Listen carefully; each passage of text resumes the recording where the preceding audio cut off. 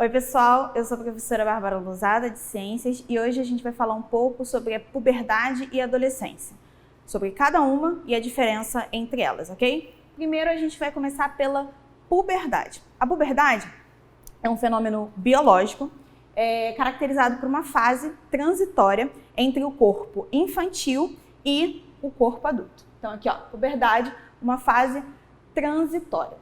Essa fase ela é iniciada pelo aumento de hormônios sexuais no corpo da criança.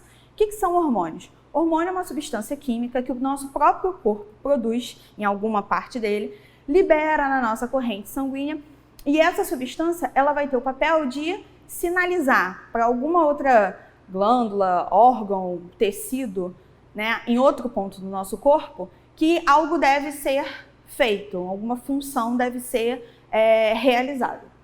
Então, ela é iniciada pelo aumento, né, desses hormônios sexuais dentro do corpo da criança e esses hormônios sexuais, o que eles vão influenciar? Vão influenciar em mudanças anatômicas e fisiológicas do corpo do indivíduo. O que são essas mudanças anatômicas e fisiológicas? São o desenvolvimento e o amadurecimento de caracteres sexuais, tanto primários, que são aqueles que têm, né, relação direta com o órgão sexual em si, quanto os caracteres sexuais secundários, que não têm tanta relação com os órgãos sexuais em si, ok?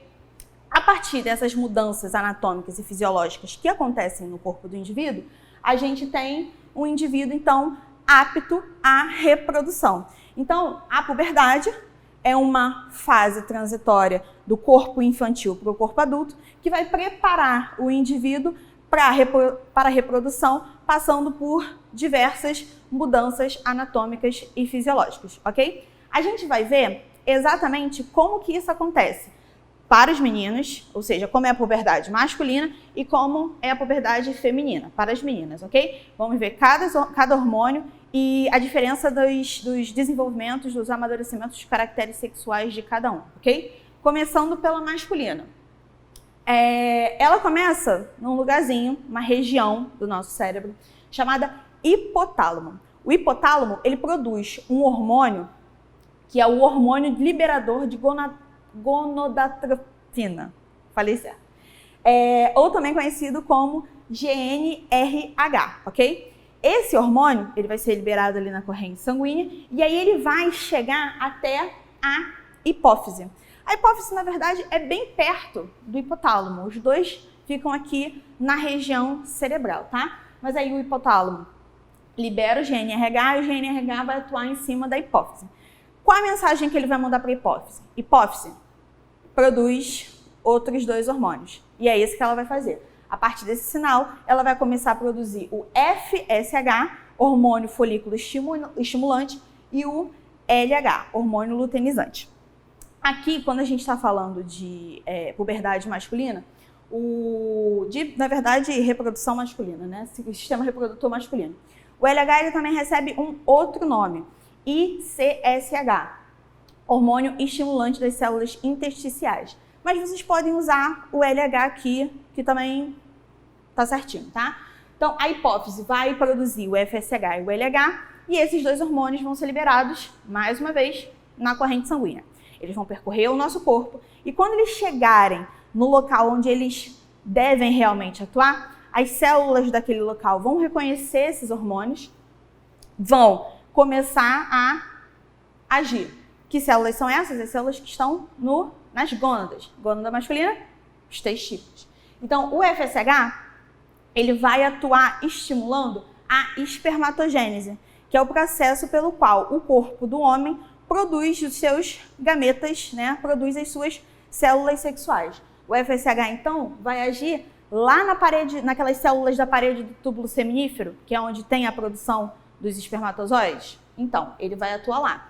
E o LH vai atuar nessas células intersticiais do testículo e ele vai estimular elas a produzir um outro hormônio, a testosterona.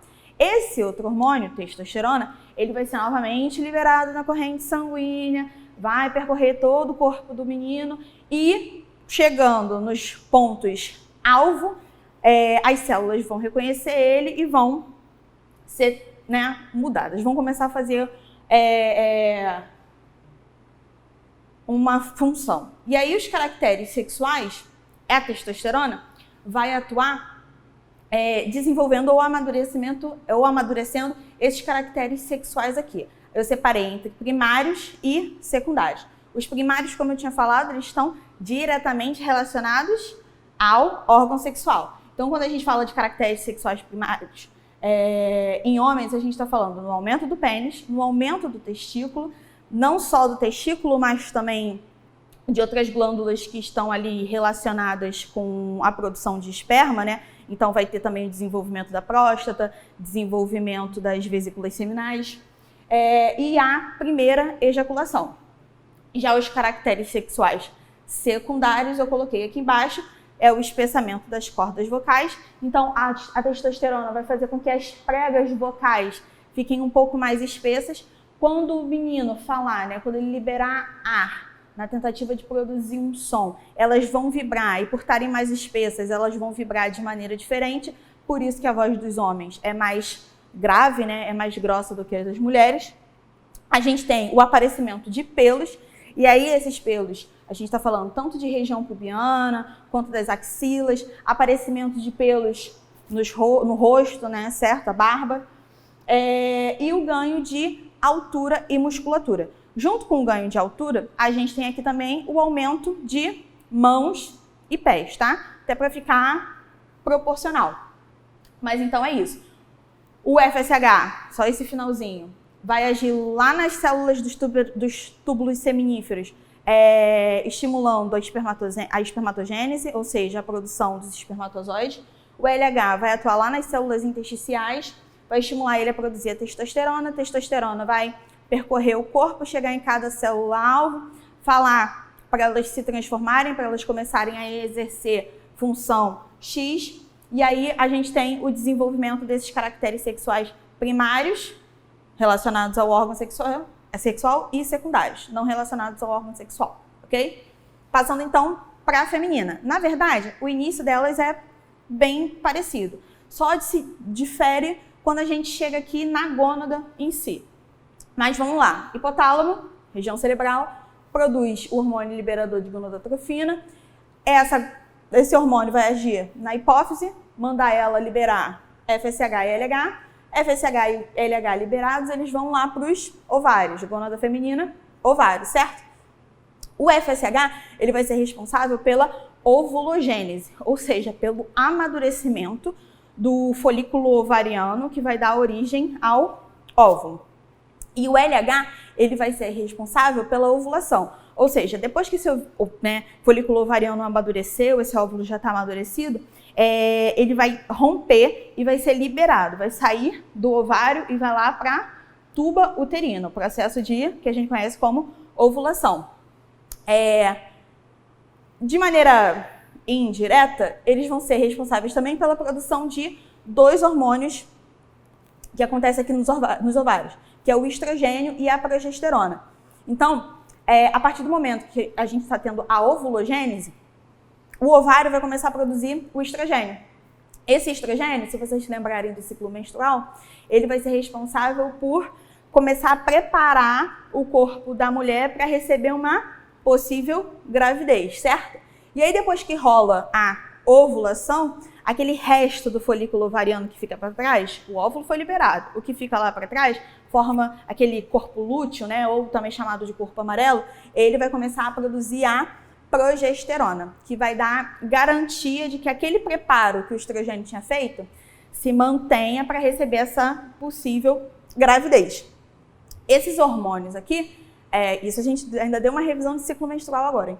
Esses dois hormônios aqui, eles vão ser então liberados na corrente sanguínea, vão chegar até as células alvos e enviar para elas a mensagem de que elas precisam começar a fazer exercer uma outra função ou se transformar. E aí a gente tem o amadurecimento ou desenvolvimento dos caracteres sexuais. Os primários na menina, desenvolvimento do útero, então o útero aumenta de tamanho, até porque, né, a gente está preparando um indivíduo para a reprodução, para que ela possa receber um possível bebê, esse útero tem que aumentar de tamanho. Desenvolvimento também da vagina e do clitóris. E, como os caracteres sexuais secundários, a gente tem aparecimento de pelos, principalmente na região pubiana e nas axilas, e a definição das curvas corporais. Então, é a partir dessa fase que a menina tem um aumento nas mamas, tem um afinamento na cintura e um alargamento do quadril. Esse alargamento do quadril também tem a ver com a preparação do corpo para gravidez, para receber um feto, ok? A partir daqui, uma coisa que eu esqueci de falar. A mulher, ela produz estrogênio e progesterona, em sua maioria, mas ela também tem a produção de testosterona, essa aqui que era produzida no sistema reprodutor masculino, ok? Só que a quantidade de testosterona que é produzida pela mulher é muito menor do que a quantidade produzida pelo homem. Ela também vai ser importante aqui, né, na expressão no desenvolvimento desses caracteres sexuais primários e secundários, mas assim, comparando com o masculino, a quantidade de testosterona que a gente produz é bem pequena, ok? E aí, falei para vocês que a nossa aula era sobre puberdade e adolescência. Aí você vai me perguntar assim, então professora, se eu já passei pela puberdade, eu estou na adolescência. Será? Não necessariamente. A puberdade, ela é um fenômeno biológico, obrigatório, tá? Todo ser vivo, todo ser humano, ele vai passar por esse momento, por essa fase transitória de transformação do corpo infantil para o corpo adulto, tá? É um fenômeno biológico, obrigatório, estimulado lá pelos hormônios sexuais, tá? Mas a adolescência, não. A adolescência, ela é, na verdade, um fenômeno sociocultural. É claro que fatores biológicos também influenciam nela, mas não só fatores biológicos. Durante a adolescência, a gente não tem só a transformação do corpo anatomicamente e fisiologicamente falando. A gente tem uma mudança psicológica, a gente tem uma mudança comportamental, e sendo cada indivíduo único, e quando eu falo de cada indivíduo único, eu não estou falando só da parte biológica, eu não estou falando só do metabolismo, eu estou falando também das vivências, da experiência que ele tem, da história que ele carrega. Como todos nós somos indivíduos únicos, essa fase vai ser diferente para cada um, ok? A puberdade, a gente tem uma faixa etária comum para que ela aconteça. Essa faixa etária é próxima entre meninos e meninas, tá? Bem próxima, mas diferente, tem uma diferençazinha ali de 1 ou 2 anos acontecendo. Agora, a adolescência, nem as próprias organizações mundiais entraram em um consenso para determinar uma idade para o começo e para o final dela. Porque, como eu tinha dito, são vários fatores que vão afetar esse fenômeno, ok? Por exemplo, a adolescência é um fenômeno, se a gente for considerar, recente. Antigamente, os indivíduos, né, que hoje ocupam, de faixa etária, que ocupam essa fase da adolescência, antigamente já seriam considerados adultos, já levariam a responsabilidade, o peso das responsabilidades de um adulto, ok? Então, entre puberdade e adolescência, tem uma grande diferença. Repetindo, a puberdade é um fenômeno biológico, obrigatório e causado pelos hormônios. Enquanto a adolescência é um fenômeno sociocultural, não obrigatório, não necessariamente você vai passar pela adolescência, às vezes você vai acabar, né, saindo da infância, dependendo de como for a sua vida, de como é a sua história, saindo da infância e indo direto para a vida adulta, e que tem múltiplos fatores afetando. Então, não só fatores biológicos, mas fatores psicológicos, socioculturais, históricos, afetivos e tudo mais, ok? Bom, por hoje é só. Espero que vocês tenham compreendido puberdade e adolescência. Caso vocês tenham ficado com alguma dúvida, a gente está aí à disposição. E vejo vocês na próxima. Tchau, tchau!